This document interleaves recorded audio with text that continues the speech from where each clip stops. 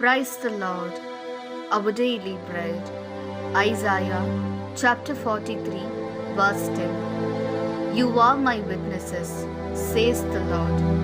My servants, I have chosen to know and believe in me and understand that it is I. Before me no God was formed, and after me there shall be none. O Almighty God, thank you for giving this wonderful verse. May your presence showers on us. O Lord, you are the beginning and the end. Realizing that there is no God other than you in this world, we, your people, have many times worshipped foreign gods, worshipped idols, and became subject to your anger and curse. So, Lord, we ask for your forgiveness for hurting you with our despicable actions. Bless us not to live like this anymore, but to realize that we are your chosen people and to live as believers in you forever. We ask this in the name of Jesus Christ. Amen. அன்றாட உணவு. எசாயா அதிகாரம் 43 இறை வார்த்தை 10. நீங்கள் என் சாட்சிகள் என்கிறார் ஆண்டவர். நான் தேர்ந்தெடுத்த என் ஊழியனும் நீங்களே. என்னை அறிந்து என் மீது நம்பிக்கை வைப்பீர்கள். நானே அவர் என்பதை உணர்ந்து கொள்வீர்கள். எனக்கு முன் எந்த தெய்வமும் உருவாக்கப்படவில்லை, எனக்கு பின் எதுவும் இருப்பதில்லை.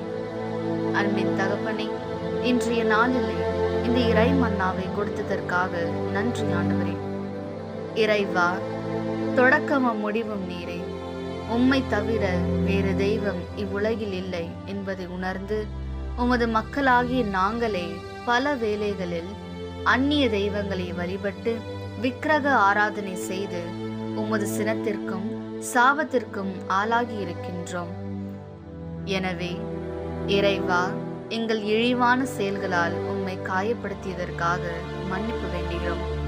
இனி இப்படிப்பட்ட வாழ்வு வாழாமல் நாங்கள் உம்மால் தேர்ந்து கொள்ளப்பட்ட மக்கள் என்பதை உணர்ந்து உம் மீது நம்பிக்கை கொண்டவர்களாக எந்நாளும் வாழ எங்களை ஆசீர்வதியும்.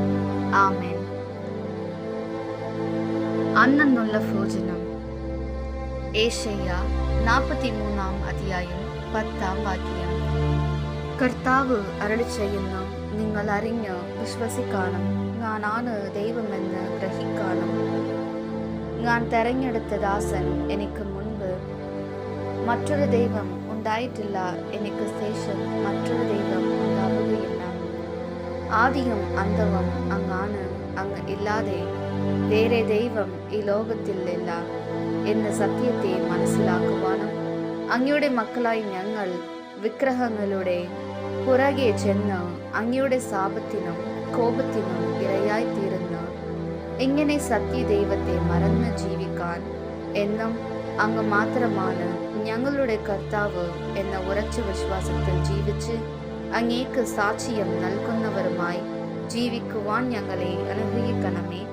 ആമേൻ.